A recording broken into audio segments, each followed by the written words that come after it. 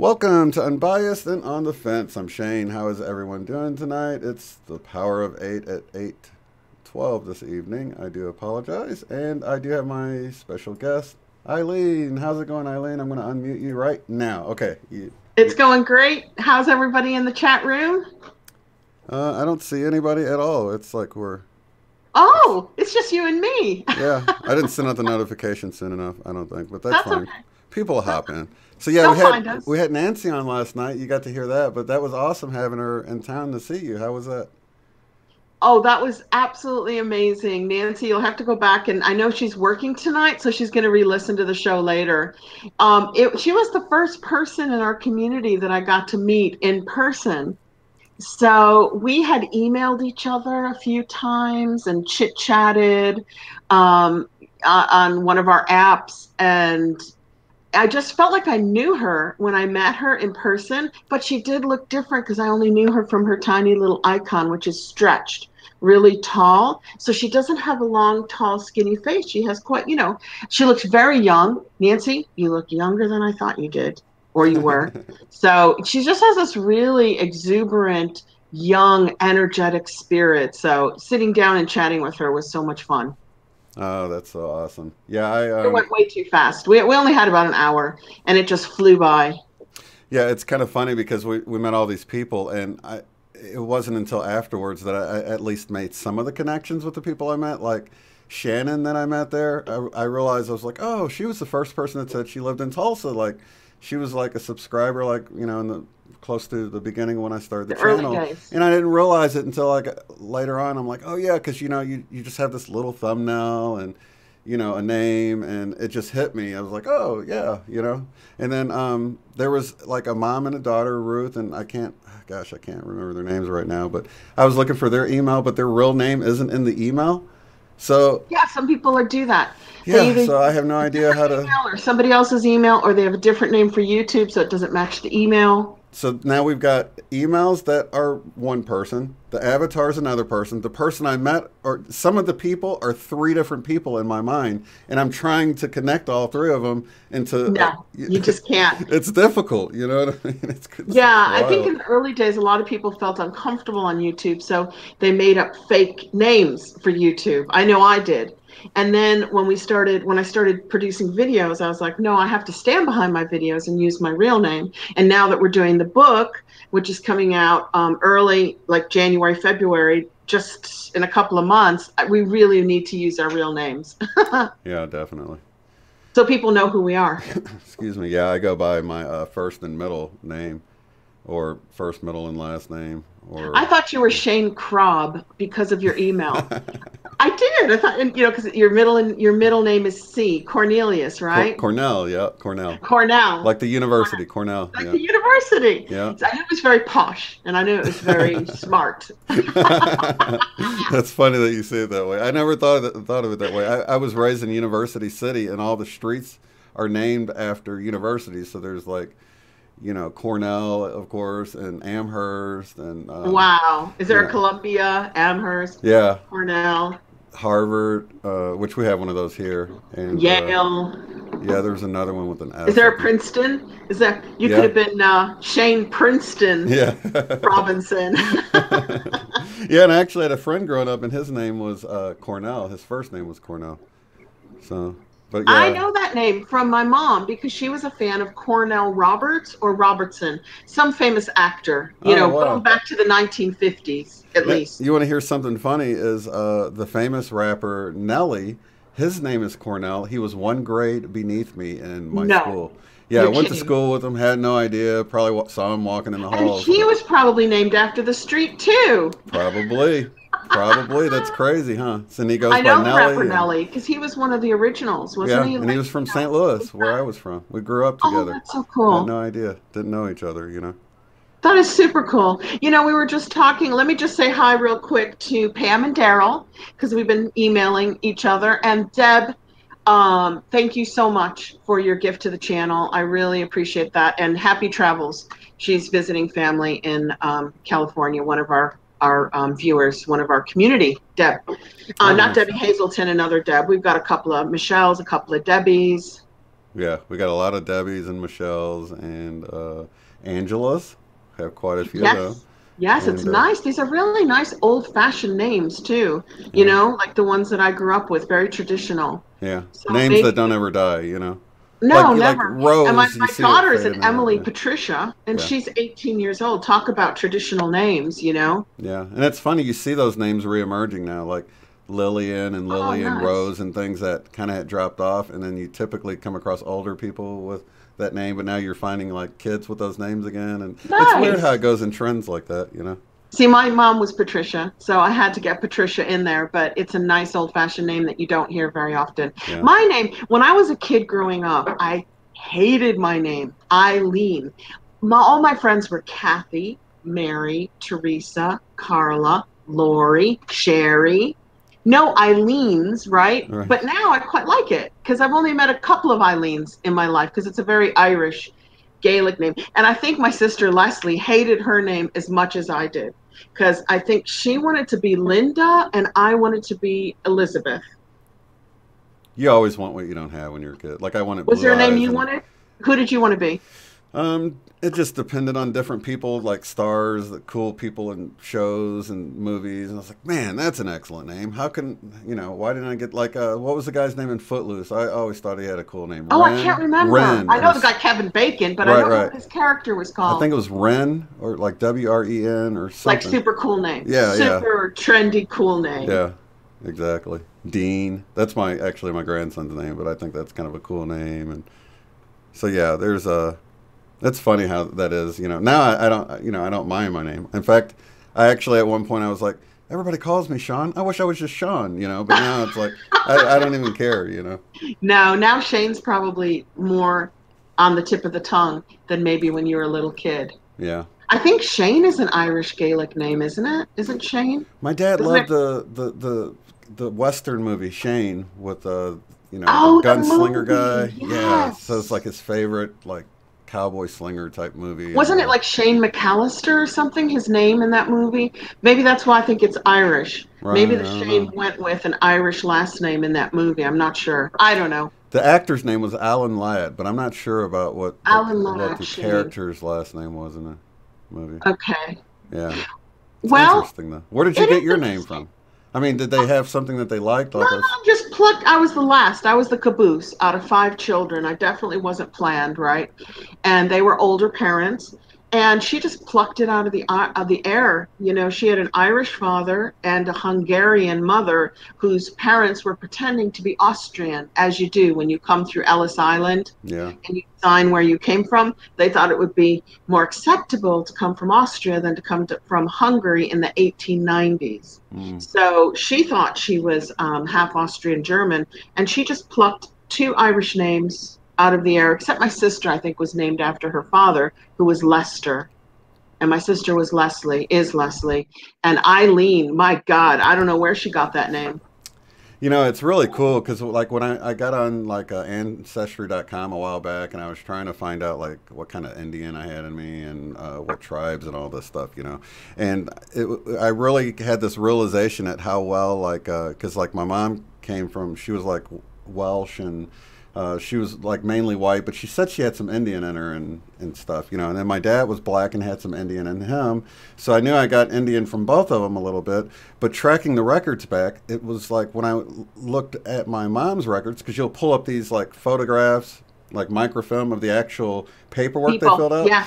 And Yeah. like on my mom's side, it was like typed and stuff, so much further back, like more well taken care of than when I looked in my dad's stuff. And it was like, especially when you got into the Indian stuff. Now you would think like with the way race and stuff was in the country that it would be like black that you wouldn't want to be like, dealing with stuff like you were considered like, second-rate citizen or whatever. But it was actually the Indian that was the toughest to follow because people wouldn't want to own up to the fact they had Indian in them. They hid it in the 1800s. They threw it away, because right? It was like, it's weird. It's really strange that they had to sort of, if they were mixed with something, they'd sort of try to hide the fact that they had Indian in them. So they just wouldn't either own up to it, or make a record of it. Or make a record of it because they didn't want to be treated. Did you find out which two tribes you have in you? Sure didn't. In fact, I got on there. Super cool.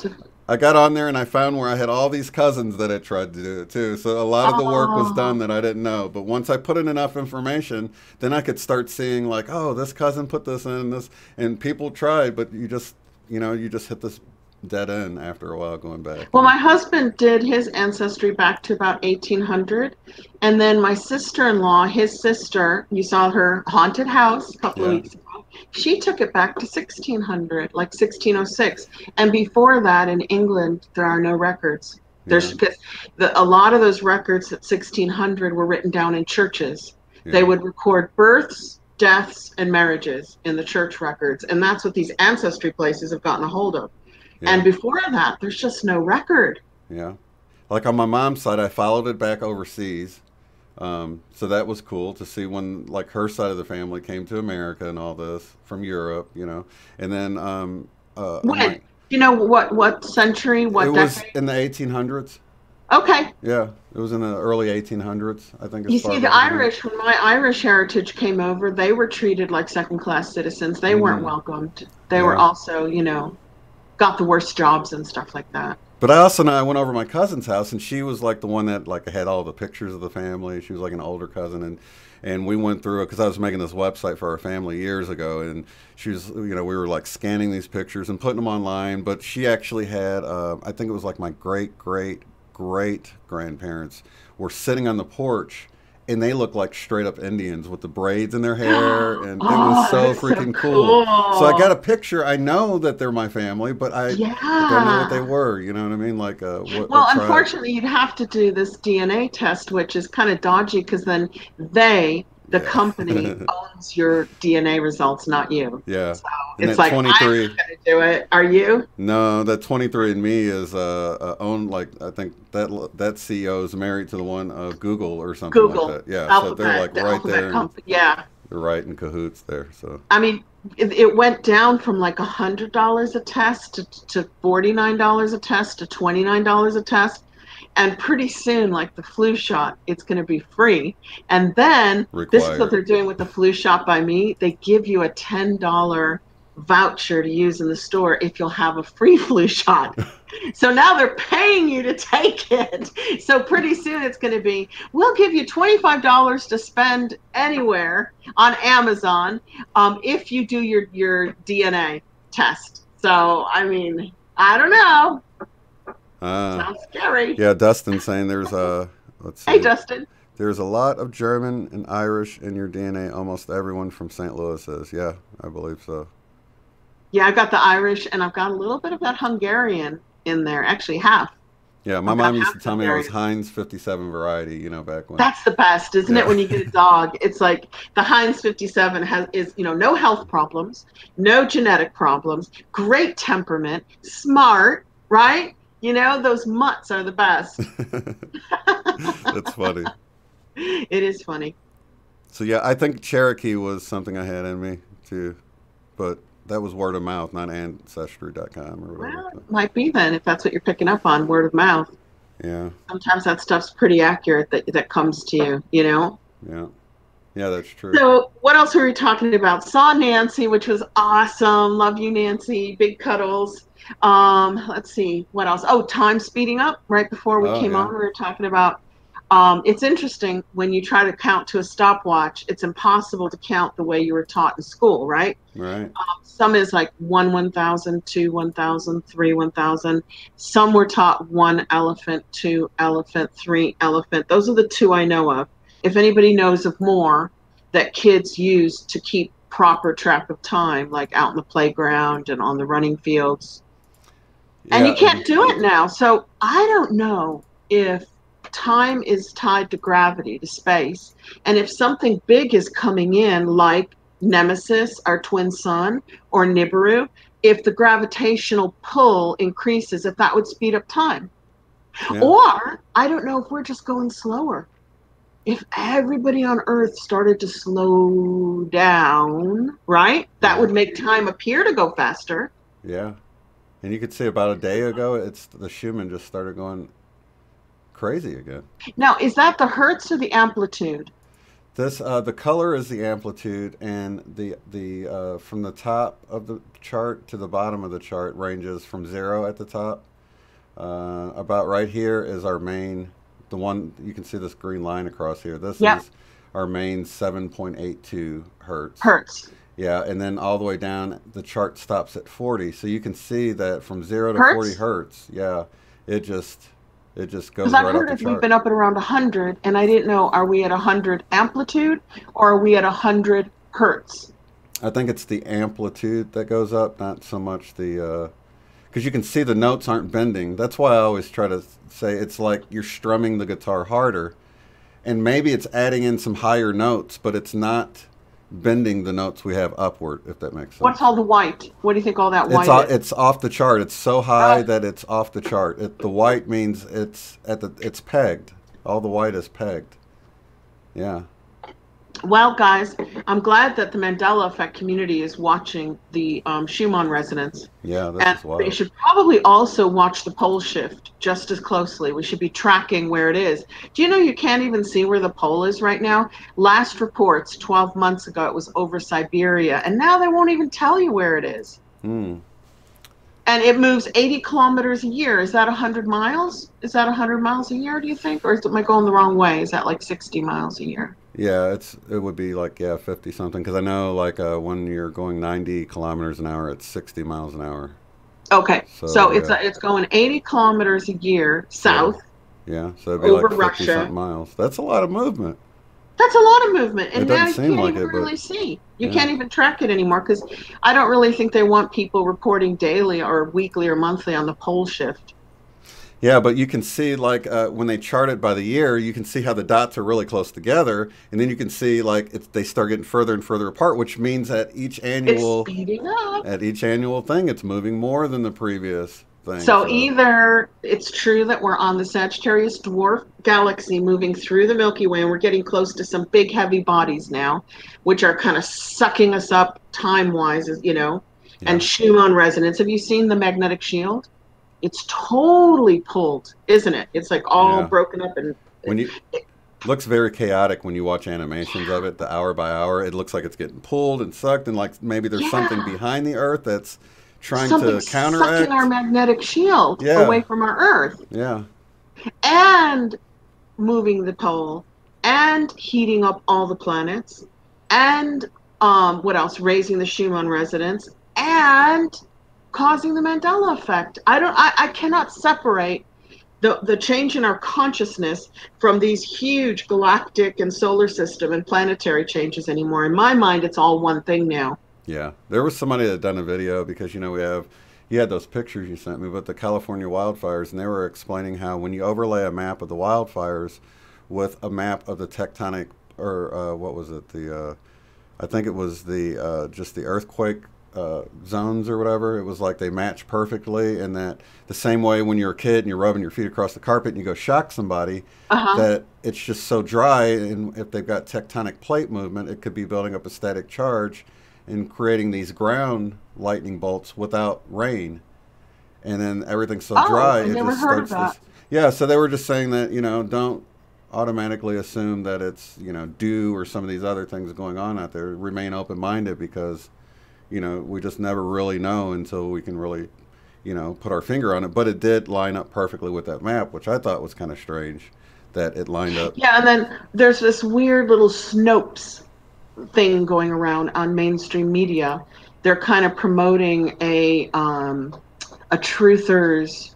There's a high-speed train going from like LA up to Seattle or something that And they follows talked about that. the line of the fires. And I'm like, you know, why would they burn out communities and then try to put a high-speed train in? Who's it going to service? Right. Who's that train going to service if there's no houses? Very You know? true. Yeah. And because Snopes got in on the deal, we all got suspicious that perhaps it was a psyop story dropped in there that had no relevance, you know, no truth to it. In the video I just saw that I was just talking about that I saw, the guy showed how they put these maps side by side and they made it look like they matched perfectly, but one was zoomed in a little bit to make it look like it matched it a little bit more than it really did. And if you really follow the coastline, you can see that the one stops about 2/3 of the way up. It's like it gets cut off at where the other one continues on, just to make those areas look like they line up at a glance better. So it almost looks like purpose disinfo for somebody to do something like that. There's a lot of purpose. There's a lot of disinfo out and about lately, but thank goodness, because of all of our inner work, we all can detect the disinformation quicker. You know, it's like that's the veil that's dropping now, is not the veil between humanity and demons. The veil that's dropping is the disinformation or deception, where they can just fool us and fool us and fool us, you know, about everything all the time, and not so much anymore. Yeah, and that's one of those things when you think about it, the just awakening in general is multifaceted, because you've got, you know, waking up to the fact that, you know, just these FF attacks that they do, and you can wake up to the fact that, you know, the chemtrails, there's just so much that you can, it's like GMOs. Right, to religious kind of suppression, and, you know, just suppression of knowledge in general, the whole ET thing. There's just so many aspects, you know, technology. The suppression of Tesla energy. Yeah. So it's not like you wake up one day and you get it all, because I've been noticing this stuff since, like, I don't know, like, I think around 2008 is when I started noticing the 9/11 information, and then not long after that it was Nibiru, and then, you know, so it's sort of a truth or life that you live, you know what I mean, where you're... Yeah, something wakes you up, and for everybody it's something different. Like I've noticed when they share it with me, chemtrails woke them up, or GMOs, or vaccines, or something triggered them. And then once they started investigating that, it's like Pandora's box opened, and they were like, what? Right. You know, and then you were talking about JFK, 9/11, and this like little narrow awakening turned into like a whole map. Yeah. A whole map of stuff. And then most people, when they get into it, they just feel so sad or angry, because it's shattered your paradigm. My paradigm growing up was, my government took care of me, my government looked after me, that the health department protected me from poisonous products. You know, I just felt like there's nothing I had to do but go to work, make some money, and go home and spend it, right? Yeah. And then as soon as you find out that one thing is false, boom, the next thing is false, then the next. It takes something to get out of that anger and fear and disappointment. And then you're like, okay, now I can deal with this because I can see the truth, and I'm not going to let it bring me down, but I'm going to deal with the truth and make it better. I'm going to work on it. I'm going to improve it, you know? Oh, totally. And I saw a video once that recently that was saying that, you know, people are saying they're awake, but, you know, if you're still here on this planet, you know, and it's this Saturn matrix or whatever they're, you know, the theory is going, then you're, you know, as long as you're in here, you're still not quite awake fully, you know, so it just makes you wonder about, you know, how far can you wake up? Yeah, and when we're dreaming, we're not awake. Right. I've been having the weirdest dreams lately, and I'm awake during the last dream. I always wake up during my last dream. So that's my lucid dream. I don't remember the previous ones. And I'm in there going, oh, right, this is so weird. It's a dream. And then I'm like, do I want to program this dream and direct it? I'm like, no, I'm just going to wake up. And then I wake up. It's like, I can't even be bothered to participate in my lucid dreams anymore. I'm like, nah, it's not, you know, this is just another weird dream. I'm just going to wake up. Wow. Do you do that? I don't even, you know, I was lucid dreaming for about 5 years, and now I just can't be bothered. No, I haven't got to have that much fun to get tired of it yet. That's for sure. I'm like, I'm in a dream. It's not real. Why bother? Why should I bother creating a scenario to experience if it's not real. Yeah. So I don't know. It's like I'm getting to a different level of reality, and I want my reality to be really real, you know? And if it's not really real, I can't be bothered with it. I'm going to move But don't on. you? Some people believe that it is real. I mean, it's not what we consider being awake and real, but it's you are going somewhere else and creating something, and it doesn't just go away when you wake up. You've really got a playground somewhere, so to speak, that is your little area of creation that maybe you can, create this world, and or is it all in our head? I don't See, know. I want to do that in my waking state, which is probably also a form of dreaming. Yeah, But I don't want to do that in my sleeping, dreaming state. I want to create the reality in the waking. Maybe that's what the dreams are supposed to teach us how to do. Maybe yeah, when you maybe it's learn how to practice. lucid dream, you learn how to be the director. Yeah, Yeah, maybe that's why, so that we can. I'm still not clear on all the theories. Like, I don't hold to any one of them. I think a lot of them are possible. I know you do too. Like, there's this theory, and I wish I had names for you. Sometimes the names just go right out of my head once I read or watch something. Where, if you heard where anything you're not looking at behind you disappears and is in energy, it's like this. yeah, Then you look at it. Oops, this would be energy. And then you look at it, and it's yeah, like that. See? So anything you look at comes in focus, but everything around you is in a state of potentiality. yeah. You heard of that? Yeah, that's pretty much the simulation theory because that's how Well, video games work. Yeah. okay, if we timeline jump, if we quantum jump, it makes sense that as soon as you've made that jump into a new reality, the old one's not out there having a lifetime of out of its own. It's gone into the energetic state. It's now possibility again. Because a lot of people have been talking about the multiverse and the multi dimensions and the timeline jumping, and going, I just can't get my head around that every time I make a big decision, I jump into a new reality, and that old version of me continues living somewhere Yeah. in the flesh, in matter, you know? That seems to be one of the most popular theories is that, there's a me somewhere doing something. And I tend not to believe that because Mm-mm. I feel like it's sort of like you've got Play-Doh, you create something out of it, right? And then once you move to another pile of Play-Doh, that just melts back into a pile again. A Yeah, it's pile of not going off and potential. having its reality. Right, a wave Like, of potential is what yeah, exists. it turns back into a wave of potentiality. That That, to me, that makes sense. I'm not saying that's the way it is, Yeah, but that's how but that, quantum science backs it up when you look at yeah, like that makes a lot more the sense double than slit experiment and all that. an infinite numbers of me having an infinite number of experiences in the flesh, Right? and that my mind, my focus just jumps from one to the other But it doesn't become a willy-nilly. quantum wave function until you begin experiencing that.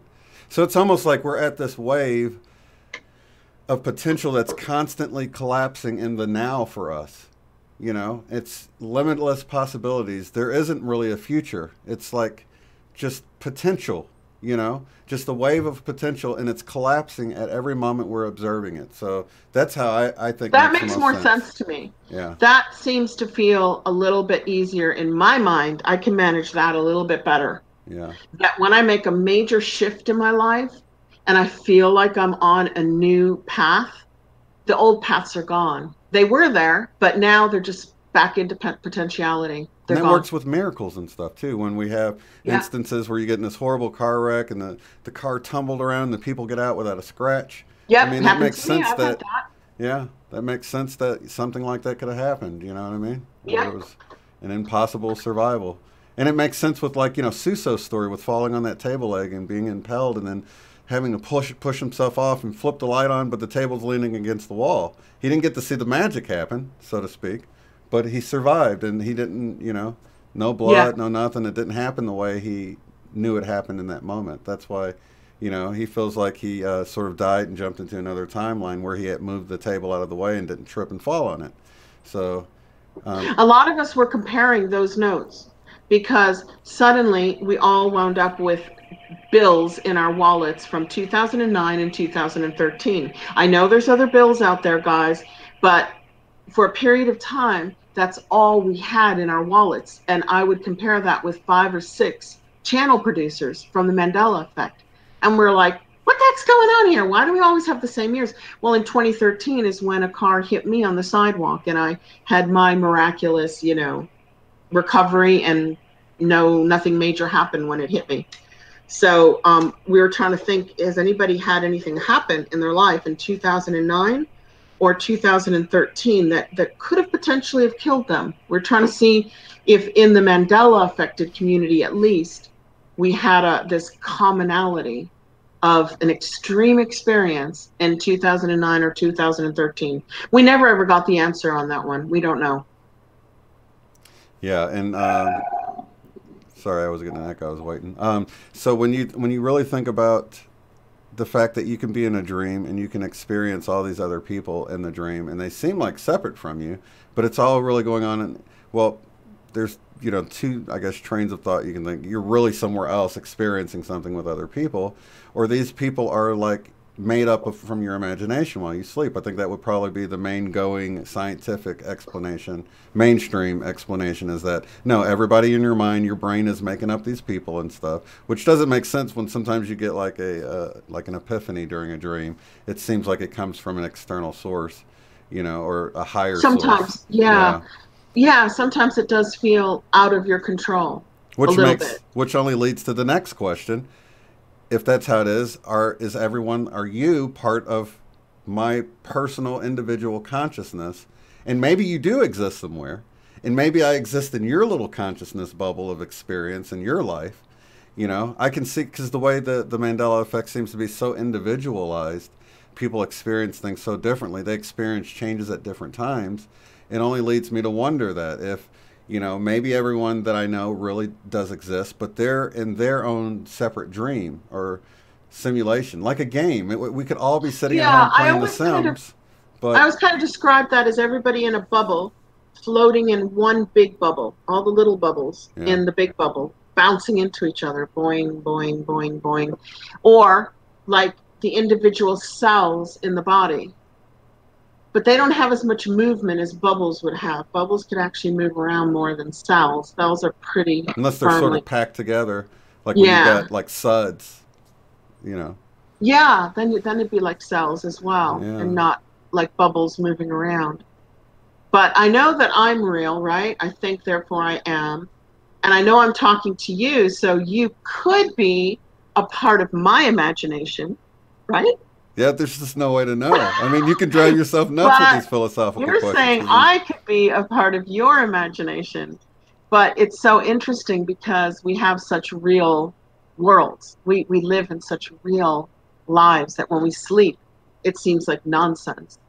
And when we wake up, it's not nonsense. It's getting challenging. That way. Well, it is getting more nonsensical. Yeah. Is it a peek behind the veil? Because, I mean, when you think of, like, some of the Mandela effect changes are just ridiculous. Well, what about MSM? Are you guys noticing how ridiculously obvious the political and media lies are getting? And I'm going, were they always this obvious, or are they just losing the plot now and really being stupid? And then I'm like, well, no, maybe they were always this obvious, but we just went along with it. Yeah, I thought the same thing. Okay. I thought the same thing about the FF situation, and because it's like they seem so sloppy now, and I'm like, is it because I'm looking at it with an investigative eye right off the bat instead of just buying it right away and just taking it as you receive it? Is it because I'm looking closer at it that it seems sloppy, or are they just really getting sloppier? So that same line of thinking you're talking about. I think it's us. I think they were always this sloppy about the deception, the control through deception. I'm putting in there what FF is in case people don't know. I know what it is. I know what your keywords are. But, I think maybe they were always pretty sloppy and we just went along with it, just happy to play along. Yeah. It's much harder living in the truth. Okay, let's be fair. When you live in reality of what things really are like, it's harder. It's more challenging. It's more difficult. So I'm sure a lot of people would just love to put the blinders on, stuff the earphones on, and go, it's not happening. It's not happening. It is. Because it's troubling. It's troubling. And it's real troubling when you see what somebody would have to do to actually do some of the things that's reported that they're doing, you're like, man, you would just really have to be a psychopath to do something like that. That's a So pretty I feel like monstrous person, like a it is monster. pretty monstrous. So I feel like some of us have gotten to the point where we can look at it objectively, still feel empathy and compassion, and try to fix it, try to heal it without getting triggered. That's the main thing. If you get triggered by this stuff, then you can't look at it. You can't heal it. You can't be a part of the change. And change is coming. The change is coming. And I know that 5D Earth, all these things that we define as 5D Earth are coming here now. You know, you can see it, you can feel it all around you, but it doesn't come for free. It takes a little work to get there, to bring it here. You know, it takes a little effort. That's what I'm trying to say. Yeah. That you know, I think once the masses are completely awake, you have to have change, because nobody's going to put up with the nonsense anymore, right? Well, We I put don't up know. with it because we think there's so few of us. Yeah, but it's like, you know, you can kind of surround yourself in like-minded people so much that you're sort of surprised when you get back out. You know, I'm sure a lot of people dealt with this with Thanksgiving. Maybe they went and spent time with family members that are, you know, MSM watchers and just hook, line, and sinker. They're just following the main narrative for everything and taking things at face value and everything. And you're sort of brought back into the realization that, wow, there's a lot that's really the same as it's been. That doesn't seem to be changing. You know, but more and more people, I guess, are joining the awakened crowd, or at least the ones that are looking further into it. You know what I mean? It feels that way. And it feels like we're braver now and we're stronger now for having gone through it.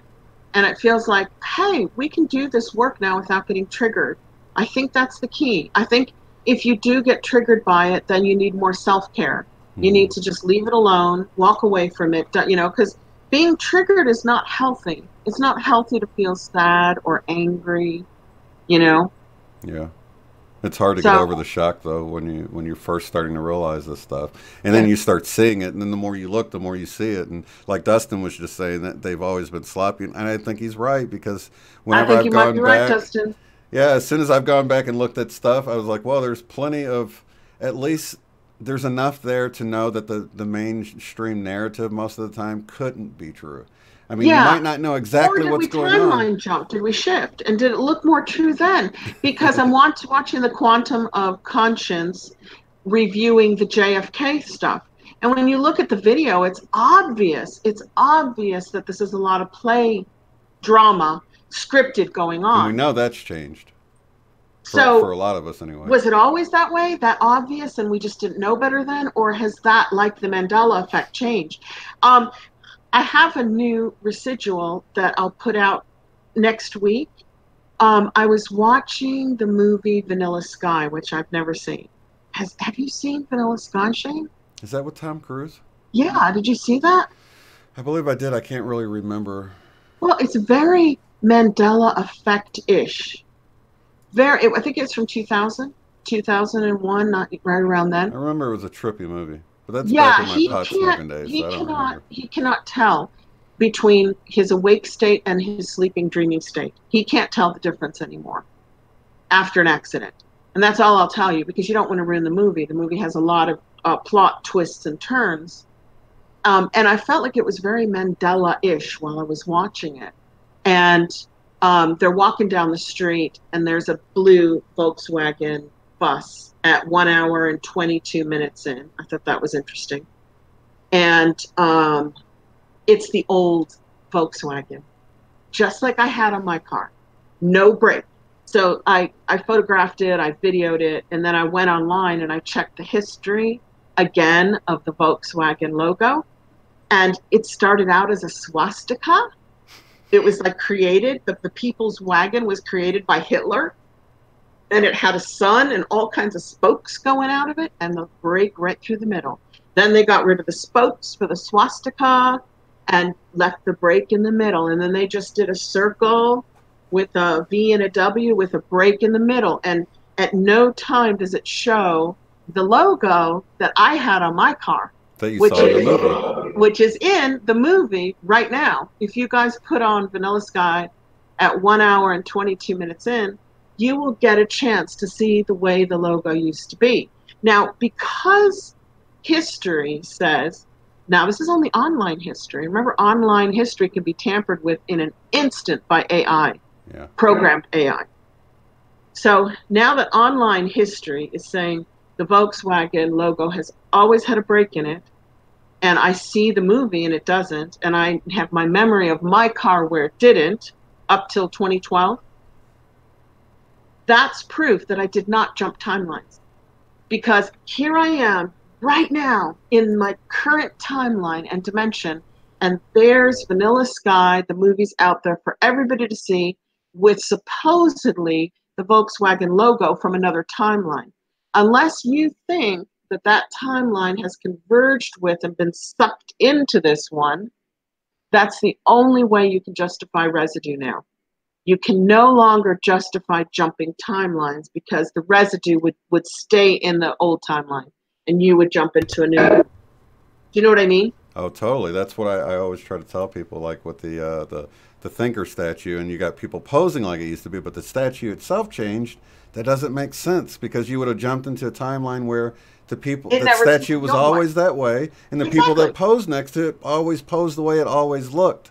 So it doesn't make sense that we moved to the... There's no jumping timelines going on. The most you can justify is that timelines are merging into one, that they're all getting sucked in here, the old ones. Or I came across the realization it could be a splitting. It could be the same principle as a split. Like going the other way. Yeah, like it's splitting into two timelines, which it actually feels more like a split. It's either coming together or it's going apart. Because if it's always been one, we would have always... I don't know. I can see the merging sounds like they were both there and now they're becoming one, but the split sounds like, you know, we had the people posing like it used to be, but now the statues changed, so we have something new added to what we had. So it seems more like... It could go either way. There's no way to measure the direction. Either it's coming together into one or it's splitting out into two.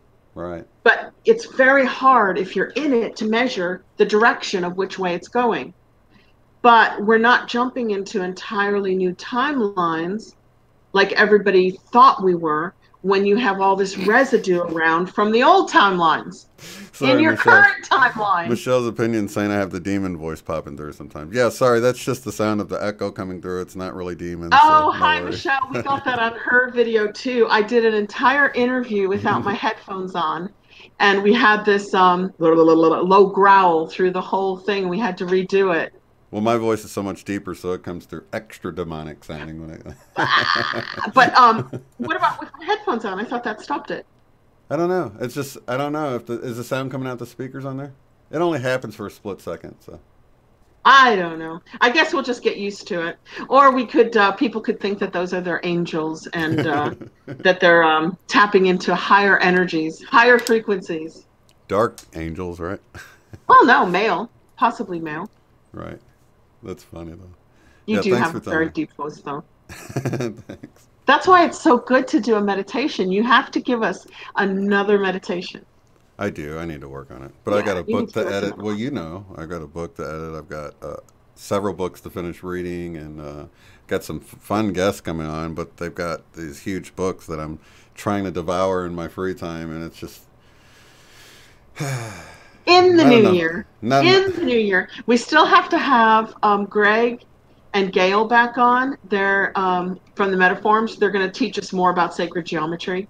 Very nice. Yeah, that'd be nice. Because last time we only talked about duality, didn't we? We were just talking about the good and the bad, the happy and the sad, you know, and the balance between duality. Let's see. Yeah, I know it's not bad. I'll stop if I hear it continue on. That's why I typically pause for a second, and then I can cut out the... I was talking to Michelle's opinions again about she was saying it's not that bad. So yeah, it's not continual, so it's a good thing. That's good. That's good to hear. So sometimes I think the 5D people picture is simply living in a non-dualistic world. They're just like, okay, what is 5D? What does your 5D look like? Oh, everybody's really happy. Everybody's really healthy. Everybody's doing what they love doing, right? Yeah. Is that how you see it? And it's mostly sunny. It's sunny, but you don't get skin cancer. There's no disease. There's no hunger. and there's no war. Well, what they're describing really is non-dualistic. Right. It's positive, it's healthy, it's good, you know, without the other side of things. Yeah. Only wonderful smells. But I typically think of smells as a good example because you get used to smells, and it's only the lack of smell or a bad smell that makes the great smells great, So I don't know. I just see it. The more I sort of take this look at it and stuff, it seems like you need that, or maybe just having the history of knowing how bad it can be will make it great. Once you kind of peel away the bad and all you have is good, Maybe that's the point. the next If generation won't know how good it is, though, right? Yeah, Or but will maybe they? that's the point. If you're sick, you work to get better. And if you're sad, you work to get happier. So if you're human, you work to improve humanity. Maybe that's the driving force, is that wherever we are, on the big scale, collectively, or the individual scale, we work to make it better, no matter what level you're on, Exactly. right? I mean, you could have been born during the slavery times, and my God, that would have been challenging and hard to work to make it better. Or like the Middle Ages, when everybody was, apparently, if you believe history, everybody was starving or had diphtheria or, you know, tuberculosis, right? Yeah. So that would have been incredibly challenging. And then the other thing is, think about why you chose to can't come here. It's like, why did I come here if I can't stand the duality? You know? And so, okay, so your idea of it, and that goes really right along with what you see when you look into the law of one and stuff like that, because they say that, there's, when you get into the fourth density and the fifth density, there's, I think up to the sixth density, which I think Ra says they're from or whatever, there's both positive and negative. And then So, after that, there's not. and After then that, after that, there's it's one not. or the other. Right.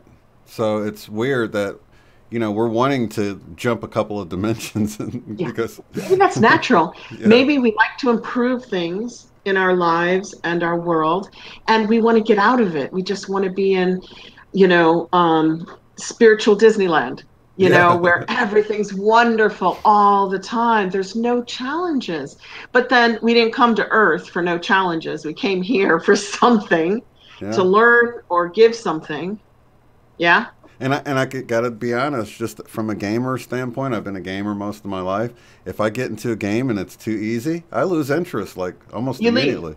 Wow. And if it's really challenging and I can barely make it, then it becomes addictive to me. And I'm like, oh, I was so close. Let me try it again. Let me try it again. So it's in our nature to want the challenge. I To mean, be whether challenged. whether or not we want to admit it right now that you're like, no, I want things to just automatically be better. I don't think you're really thinking about what that would be like. You know what I mean? But we're like, in our community, we're working with the challenge towards good, towards better. There's other people in the world working with the challenge towards worse and towards bad, Yeah. simply by saying, I'm going to get as much as I can for me and screw the rest of everybody around me. But we're not like that. We're still dealing with the same challenges, but for the good of all. We're like, really, that law of one is where I first came in contact with the whole concept of service to self or service to others. And that's all they present, just those two. You're on one or the other. Yeah. You can't be on both, you know? And it was really trippy when you go through that and they explain how just with the duality, when you're service to self, you ultimately are doing service to others. Do you remember getting to that part of it? Because it was really deep the way they explained how. Yeah, that was kind of Buddhist as well. It was saying, even though they've chosen the path of service to self, and they will not lift a finger to help anybody, not even in their family, it's all about me, me, me, me, me. They're providing the service to those who are on the path of service to others for something to push against, that will make them grow, right? Yeah, that's These that's it's people in deep stuff. service, yeah. It's deep But it stuff. doesn't mean I like them. It doesn't mean I like the Right. Clintons and the Trumps of this world, but supposedly they're providing us a service. And that's the part that it's probably the most difficult to come to that realization that they're needed. You gotta have the villain to be the hero. There's no Yeah. job for the hero if there's no villain around. And that's sort of why you can imagine everyone taking the bowing at the end of the show and they've done their part, and everyone was needed, even the what we consider to be people we love, to just zap them out of here right away. But Yeah, you know, yeah. That's sad. I do struggle with appreciating the people who provide that kind of a service. They're very hard to appreciate, and I'm not going to force myself to appreciate them. Ignore them. right? Yeah. I was hypnotized by the Edgar Cayce, a member of the Edgar Cayce Foundation. I think it's called ARE, Yeah. back in 19 about 74, Oh, wow. 75. And I was very lucky to have a past life regression with a member of the organization doing the research on past life regression. And in between lives, he said, "Can you describe it?" And I said, "Well, it's not a very visual place." And he said, "Well, if you made it visual, what would it look like?" And I said, "Well, it would look like light, pink, fluffy clouds. And in each cloud was a consciousness just floating there without anything to do, without any challenges, without any borders, just an infinity of like these cloud-like consciousnesses. Doing what? Waiting, just in between lifetimes. We didn't get to whether the lifetimes were all on Earth or whether you got to choose lifetimes on different planets, different dimensions, different galaxies. But the in-between state was so peaceful and completely boring. Nothing to do, nothing to think about, nothing to worry about. And communication between all the clouds, which would have been like a soul group, was instantaneous. There was nothing that could be hidden from people in your soul group. There were no lies. There was no deception.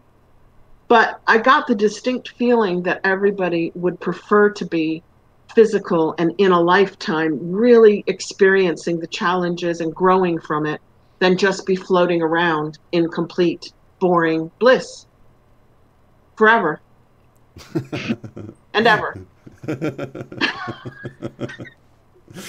That's so funny you say that, because that's exactly how I'm and who it was. It was Alan Watts that made me realize it. It was like, what if you could do anything? And you're like, God, and you're like, I think I'm going to forget who I am, go and play out these roles, maybe save the princess or whatever, and then, I won't quite forget at first, but after you do that for a while, you get even bored with that. You're like, well, I know that I'm not really in danger, and it's just kind of boring because I know that anytime it's not real. So I'm going to give myself amnesia when I go in, and I'm going to play the game as someone that really feels like they're in danger, and they get to experience the excitement of just the fear of losing and all that you can't have if you know that you can't lose and know that you can't really die and stuff. So then you go into this reality and you start playing it out, and bam, this is where we're at right now. You know what I mean? So this could be real life, is what you're describing. Right. That could be life on Earth. Yeah. The video game Earth. Maybe we got lost in our own game, perhaps, and we're like, I Maybe got that's forever. When you come in, you have to give up all knowledge of who you are and where you came from and why you came here. We might have done it a million. That's the only rule. Yeah, we might have done it a million times before, and it was like, look, we've done that. Even if it takes me 1 trillion years to find my way back out of it, it's better than sitting here and doing nothing.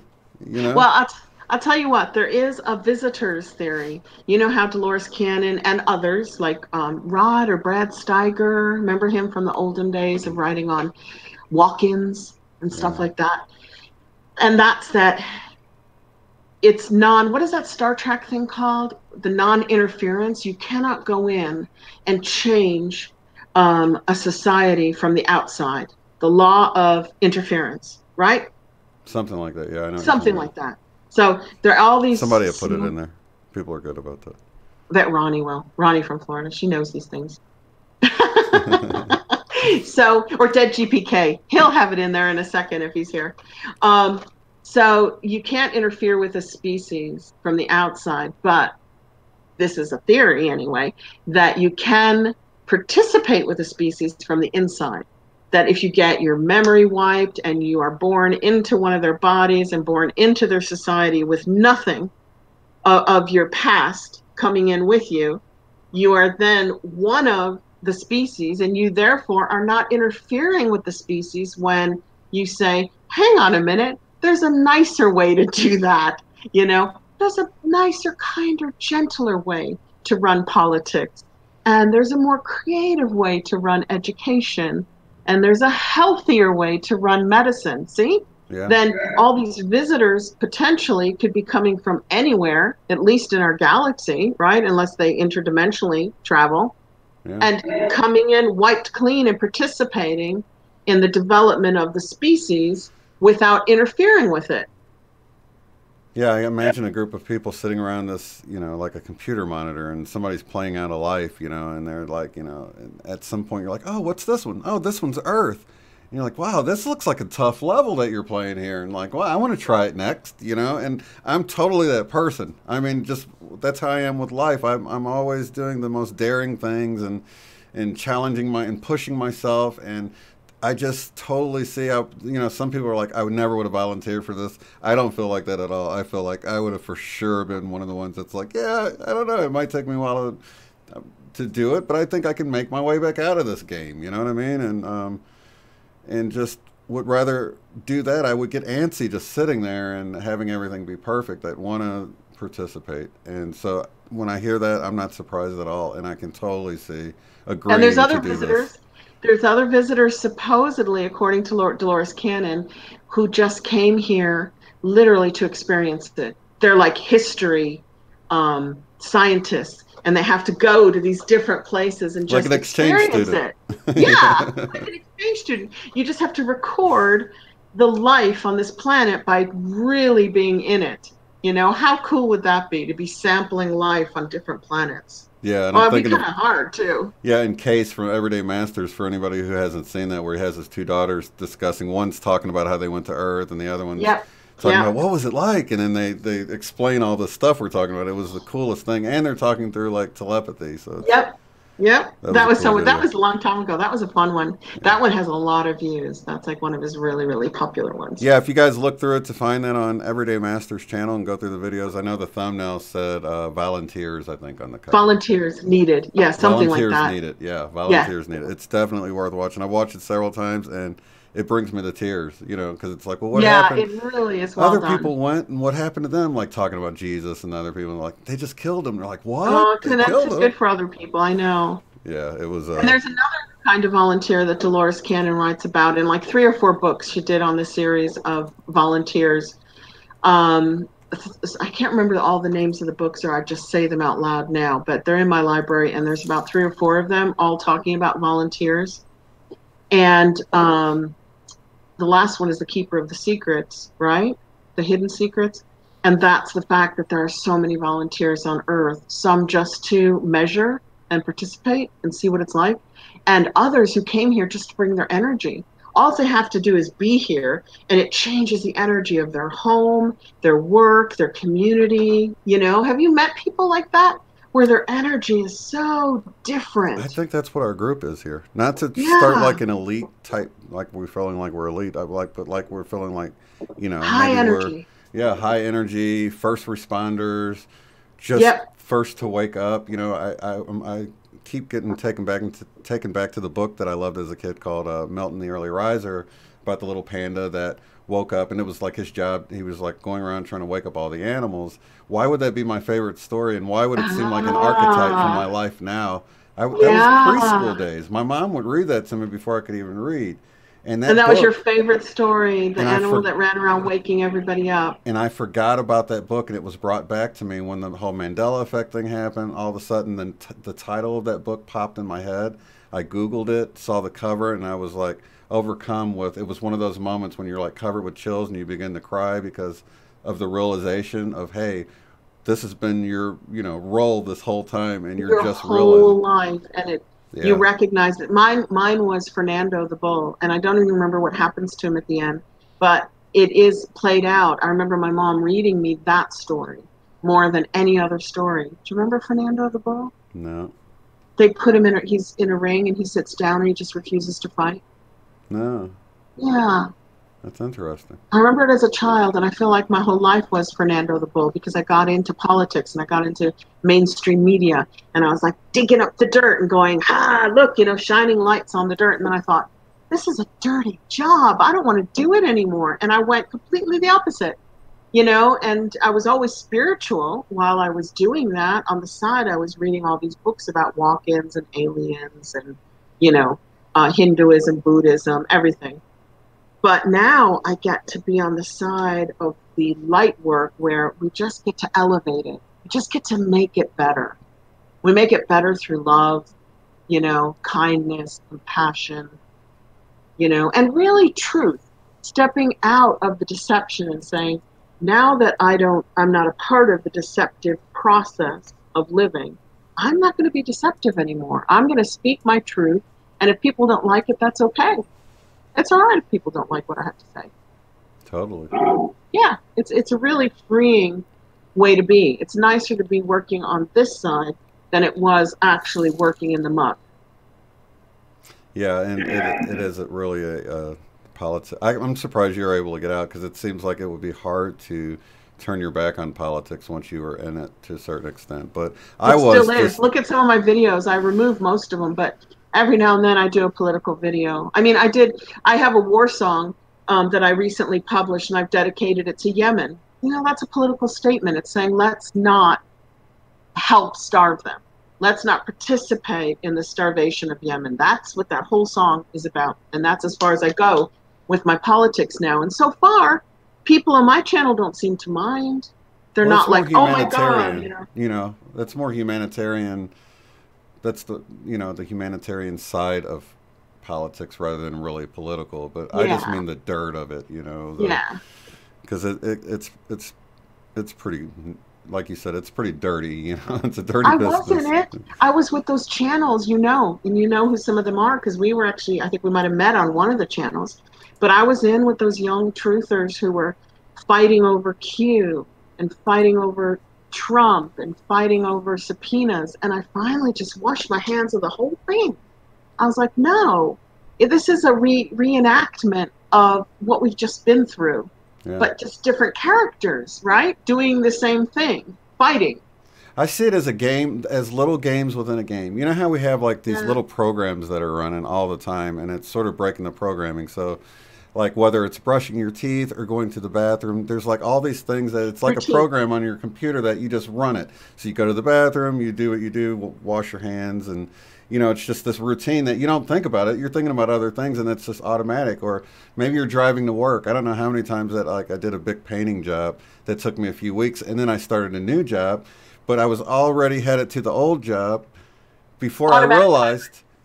Before I'm like, oh my gosh, I'm going to the last job. I'm not even going to the new job. That's a different way on the highway. And then I'd have to turn around. And so we do so many things like running the program. We're just on autopilot. And it's sort of breaking those habits. So you can view life as games within the game as well instead of programs. So when I look at the political stuff, I look at it as a game to be able to watch it without getting sucked into the chaos. That way I can watch it, but not get pulled into it. Not get sucked into it. Yeah, not try to take a side and really do the whole unbiased and on the fence thing. It's difficult for some subjects for me. Yeah, it's a very Buddhist way of living, what you're describing. It's kind of keeping that middle ground where you can see all sides and not pick one of them. Some people will say, oh, well, that's not being decisive. You're not picking something. But then other people who practice the middle path, the middle way, will say that's the best path to be on. That's the most comfortable and the most enlightened. Because once you get off that path and you jump into a camp, you can no longer see what's happening over there. So you're not enlightened anymore. You don't know what's going on unless you rise above it and look at it all. You got to be able to see the whole thing. Yeah, that's exactly what it feels like to me. It's like you get this broader perspective. And it feels like it tears down the walls between you and other people. Because now all of a sudden you're not in this group and you look at this person as in this group. You can be in all the groups without really being in them.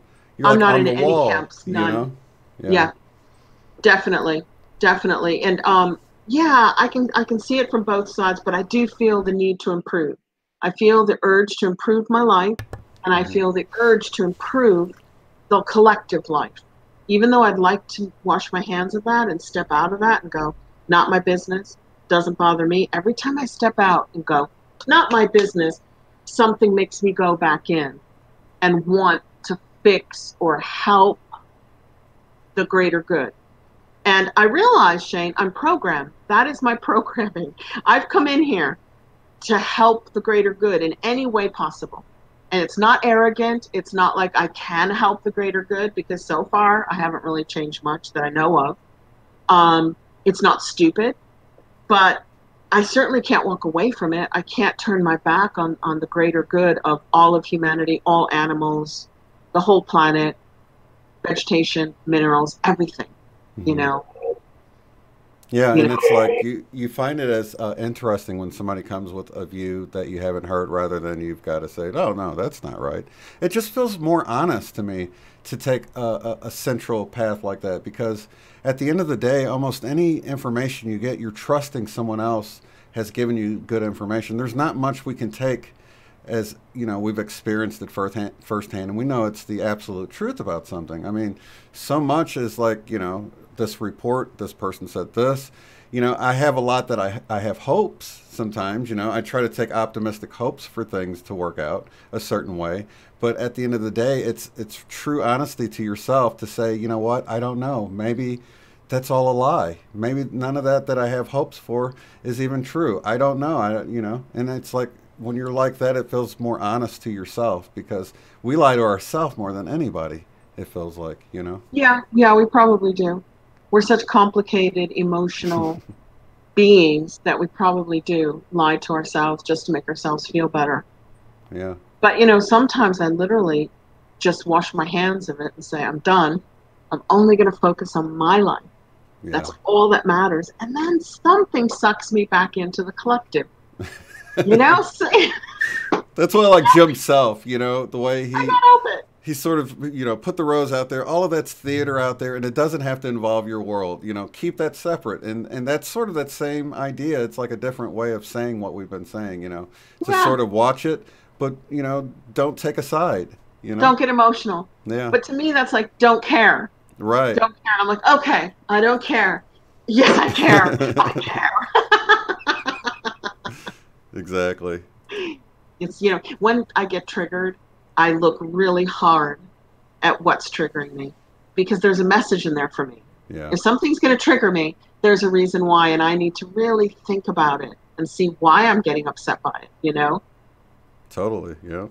Well, what should we do for our meditation this week? Oh, it's already been over an hour. We were going to do, last week, we said we were going to do the California fires. Do you remember? Which I have these pictures. Let me switch. Well, because I don't know, do you guys know if the fires are contained at this point? Because at the end of last show, someone came in, they're like, look, at 11 tonight, we're going to, you know, all scream rain and cause, you know, rain to pour over California. And we did. Remember, that was right when we ended our show. Yep, and we did. And then, like, the next day, I overhear the news, because I like listen to NPR and stuff like that in the car. That's really the only news I get, because it's like talk radio, and sometimes I get tired of music or whatever. So I'll listen to one of two different talk radio stations, and I'll get the news, and they were like, torrential rains threatens, you know, mudslides in California. And this was like the next day after we did that. And I'm like, oh my gosh, did we like cause too much rain? So I don't really know what the story is right now.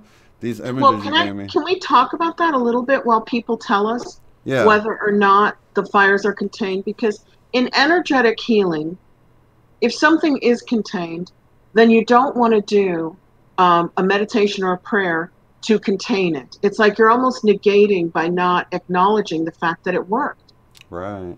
Which is why I need to say thank you to everybody who was on last week, who prayed and meditated. We didn't do it as a group here, but we put it in the chat. Do you remember? Because we put personal with your daughter appeals in the chat.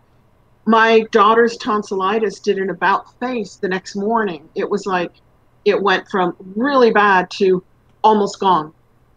So I'm like, okay, to me, that's confirmation that you guys in the chat, it really, really worked. The energy that you were giving her in your free time, on your own time, really, really helped her. So thank you so much.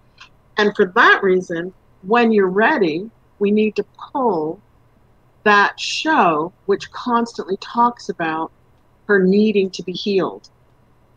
So that's the problem with doing these live shows. Most of them can stay on, but if we cover a topic like, say, war and famine in Yemen, and then we do a very heartfelt, deep intention, experiment with the power of 8 to heal Yemen, and Yemen is healed, then we have to pull down the show where we're asking people, heal Yemen, pray for Yemen, feed Yemen, because then you're just appealing for, it'd be like if a relative had cancer and you made an appeal for people to pray for that person and they were healed, but you still left the appeal out there 24/7 to pray for them as if they still had cancer. In energy medicine, it doesn't work. Everybody who practices energy medicine knows that you push that away, you let it go, you release it, you burn it, you tear it up, you let it go. So if the fires in California were contained by the rain after everybody did that 11 p.m. intention for it, we really shouldn't repeat it today as if it didn't happen, as if it didn't work. Right. Yeah, I think, let me see if anybody's saying anything. Oh, yeah, they were talking about the pictures I was showing.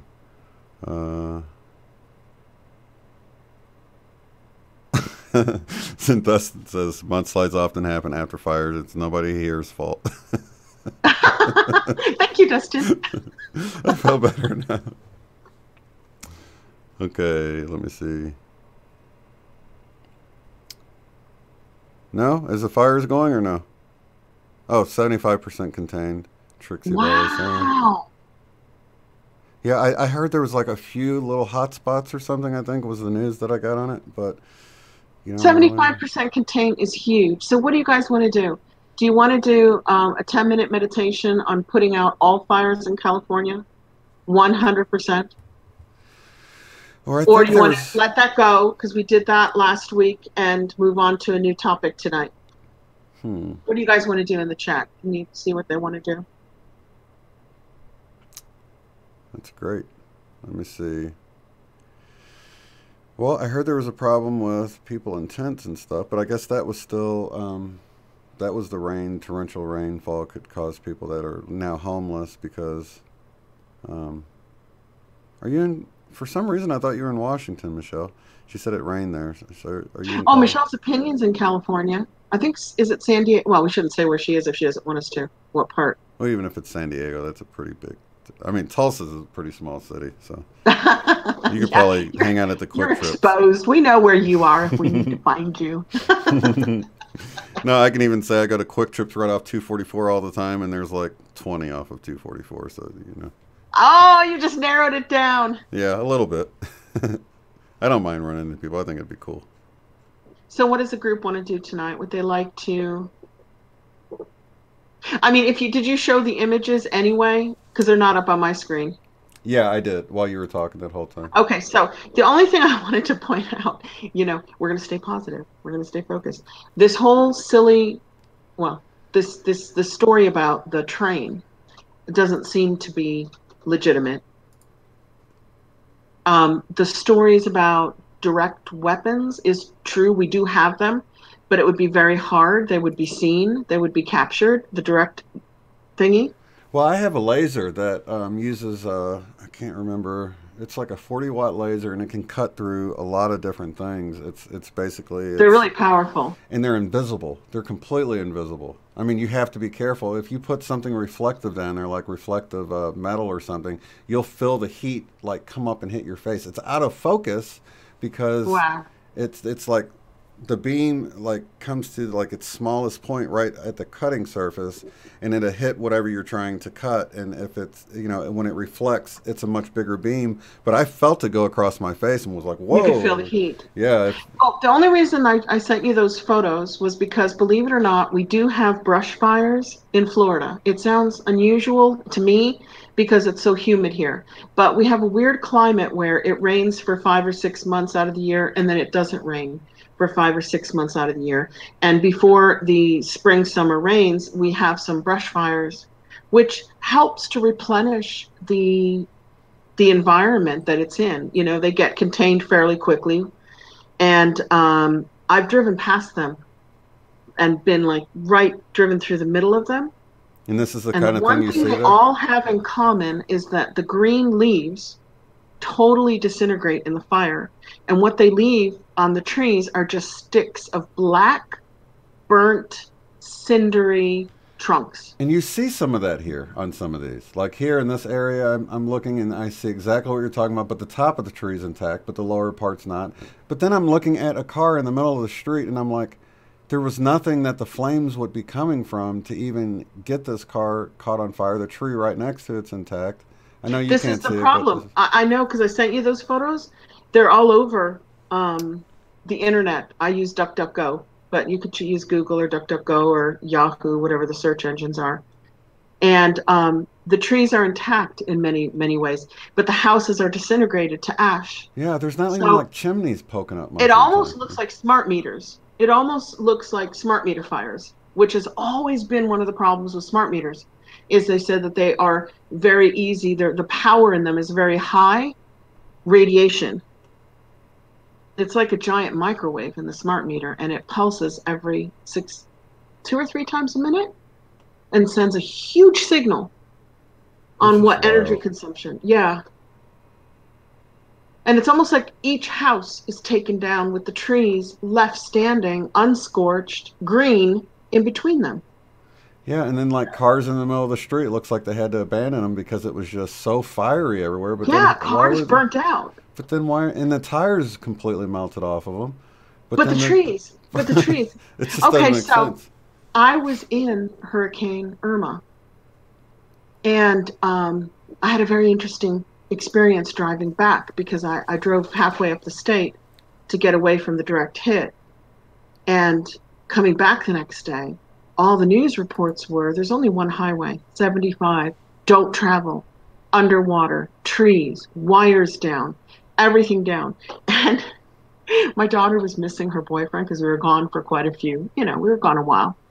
And she went, should we try it, Mom? And you know me, Shane, I'm very, very adventurous. I was like, yeah, we'll just see how far we get.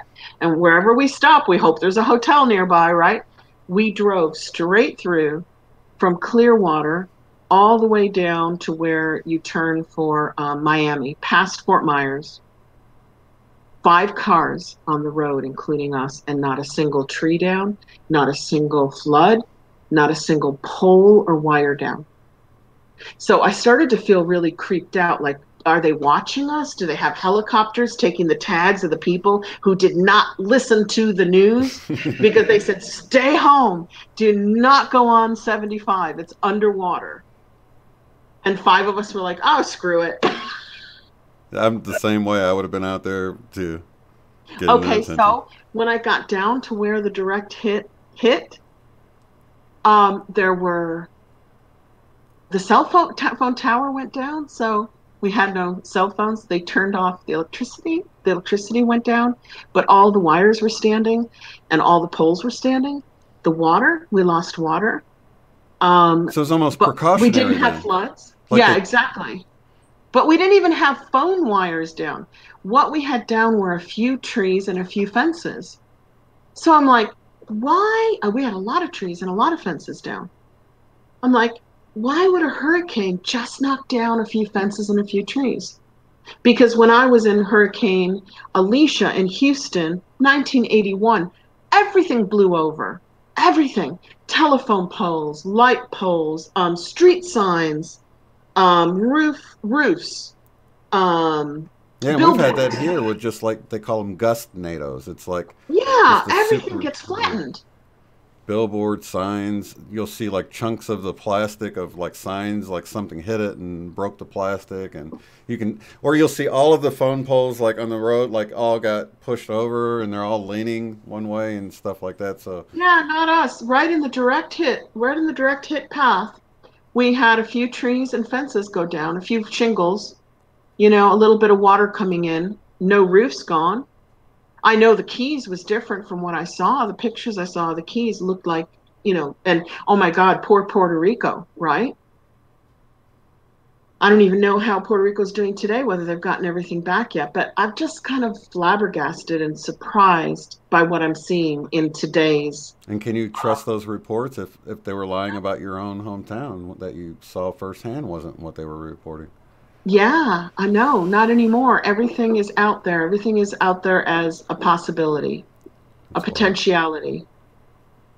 So maybe we should do something for exposure, truth being exposed, or something. Okay.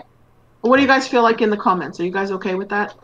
I would love nothing more than them to get exposed, for the veil to drop of all of their lies and stuff like that. And I know we've kind of touched on it before, but Not a maybe lot. we should We be did more specific. contact. Maybe we should Yeah. be more specific to MSM. That more truth to start coming out, because there's people that's their main source for news. They don't look anywhere else. So maybe if we can direct our focus on MSM, even though we don't watch it, the people we love watch it, and they're buying everything. So maybe more truth in MSM, so to awaken the masses that are still taking that as the gospel truth.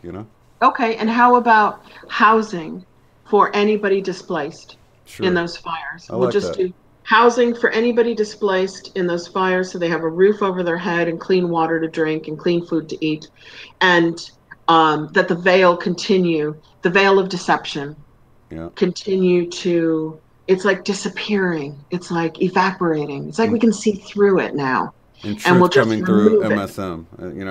Just so that the people that we love that are watching, And you from know, politicians' mouths. that would be Let the truth beautiful. be spoken through the Yeah, people who guide our government, our education, our finances. people love the truth thing, so Yeah, okay. All right. I love it too.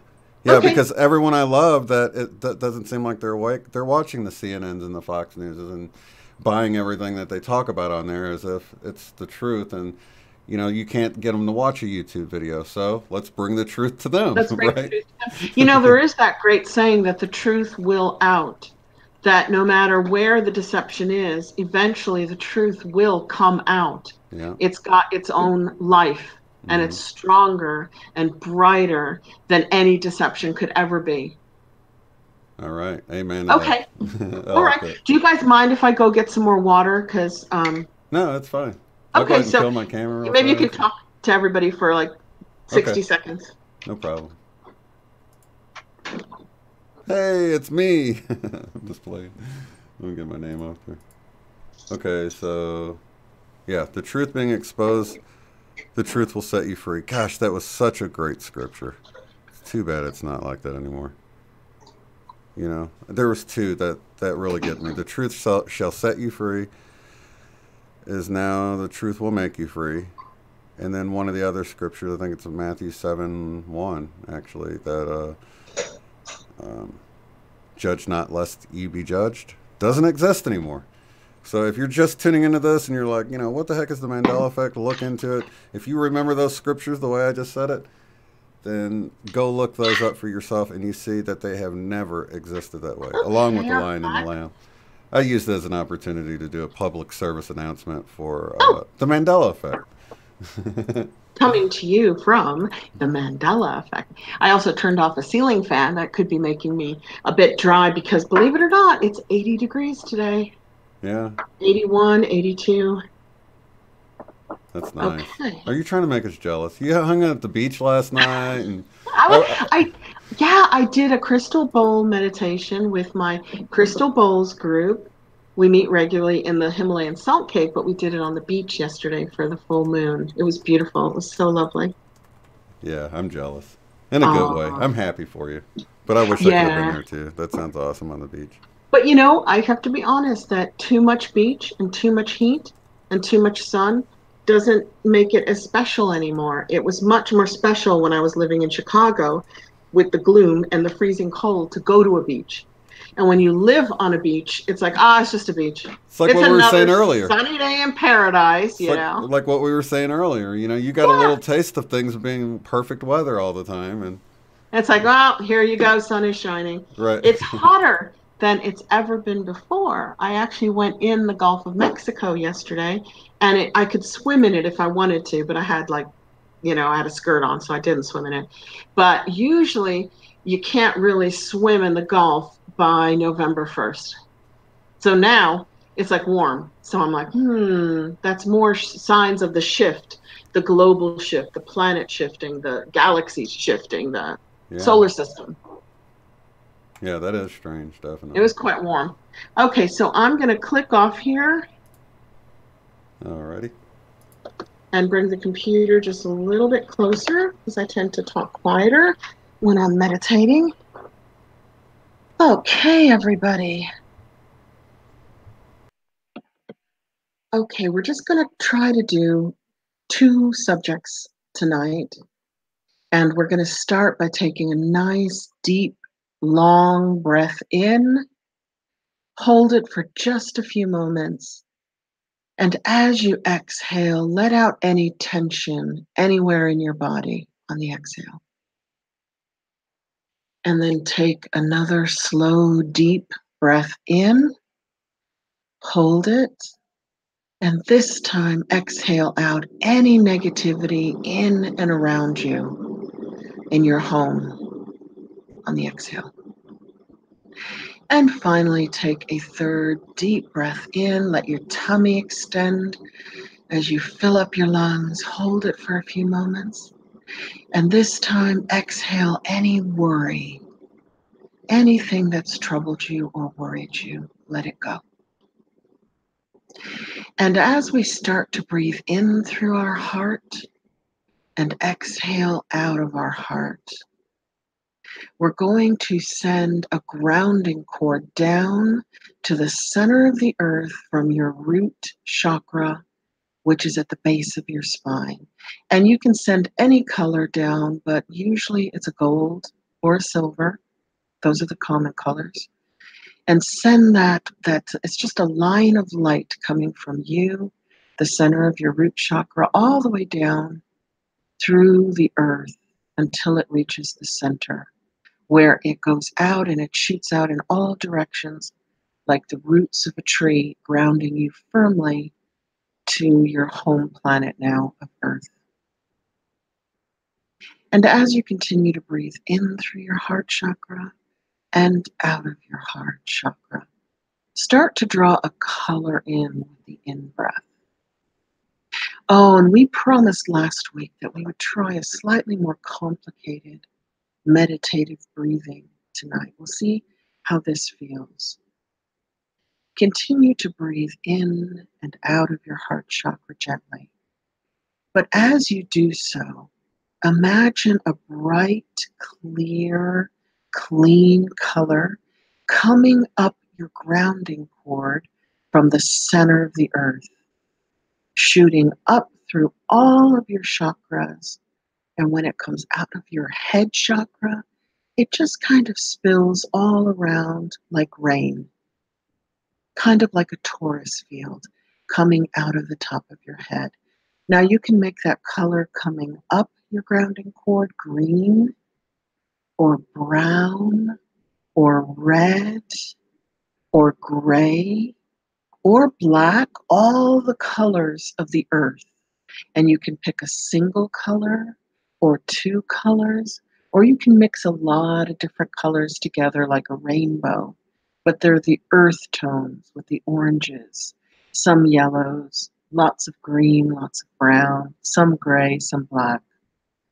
Let that energy run up your grounding cord, through the center of all of your chakras, going up to the top of your head, where it spills out of you like a fountain of light. Now just let that continue. Continue to allow the earth energy to come up through you.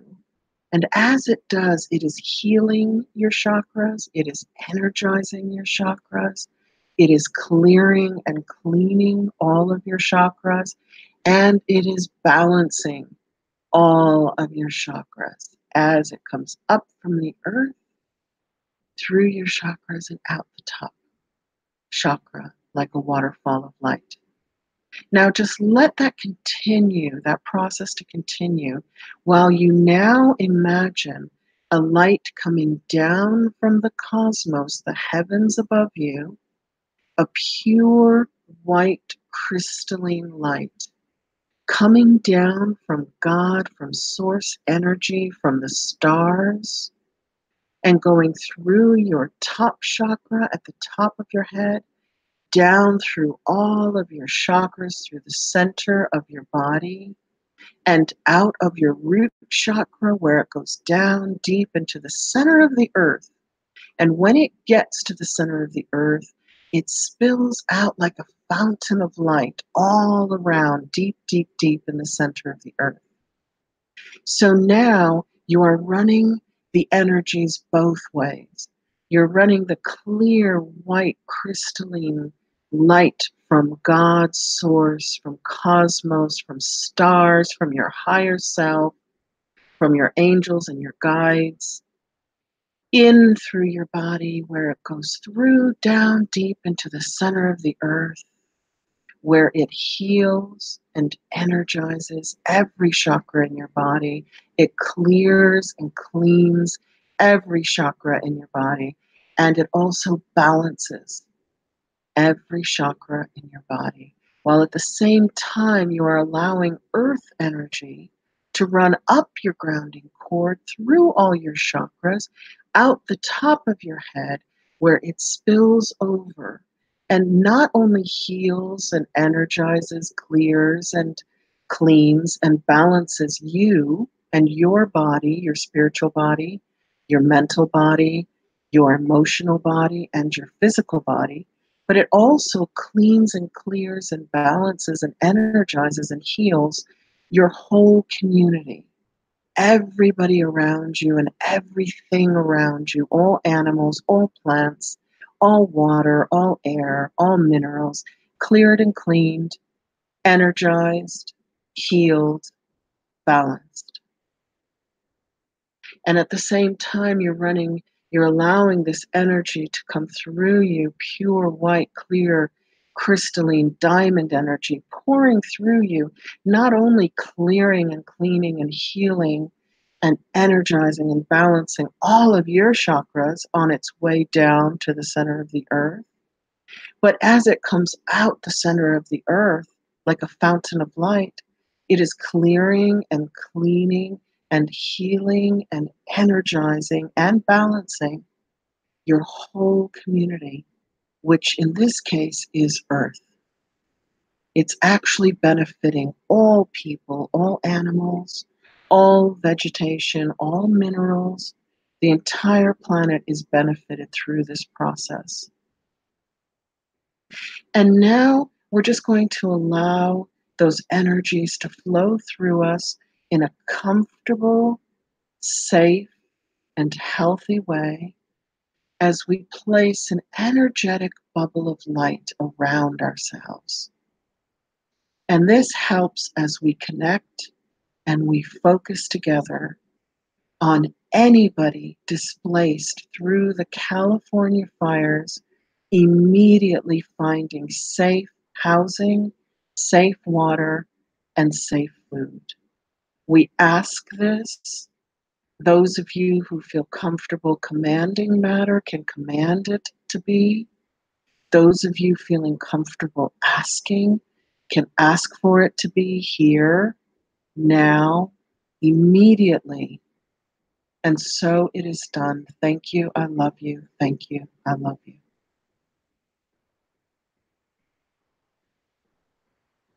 And now we're going to ask for those comfortable asking and those comfortable commanding matter in the material world. Go ahead and do it. We're going to ask that the truth is out. Not that the truth will out, but that the truth is out now and here for all to see. That the veil of deception, which has been getting thinner and thinner and thinner, completely disappears. Just gone like a puff of smoke, like it was all smoke and mirrors anyway. And it blows away. In fact, you can blow it away now with your breath. On the out breath, if you like, you can blow away deception. And that allows for the truth to be seen by all not only in our community where we're used to working with truth and standing in truth and acting in truth, but for people who rely on mainstream media and mainstream entertainment and mainstream politics. Let the truth come out of every politician's mouth. Let them only speak truth. And let the truth come out for all to see on all topics, whether it's political or financial or weather, whether it's finances or education or medical, whether it's food or water or air. Let the truth be out in all areas of human feelings, human thoughts, human beliefs, human communication, human actions, human lives. Let the truth be a part of humanity in everything that we think and feel and do, so that all others around us can be as comfortable standing in truth as we are in this community.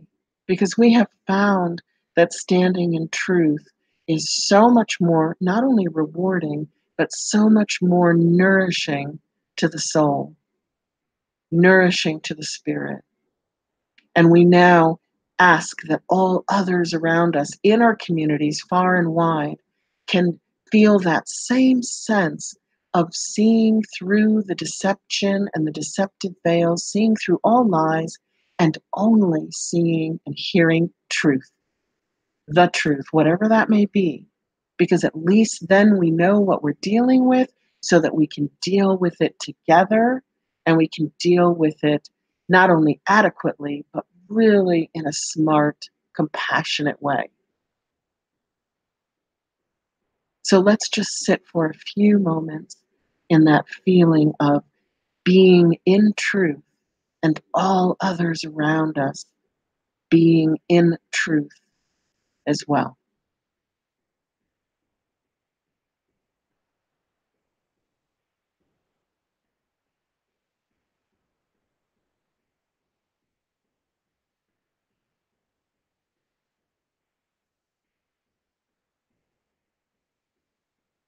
And when you're ready, just start to breathe in a normal, relaxed fashion, in through your nose, out through your mouth. Start to move around a little bit. Get the blood flowing again. And when you're ready, open your eyes and come back feeling completely refreshed and revitalized.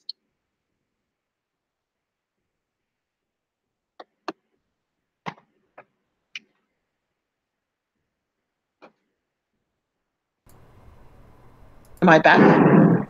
You are back.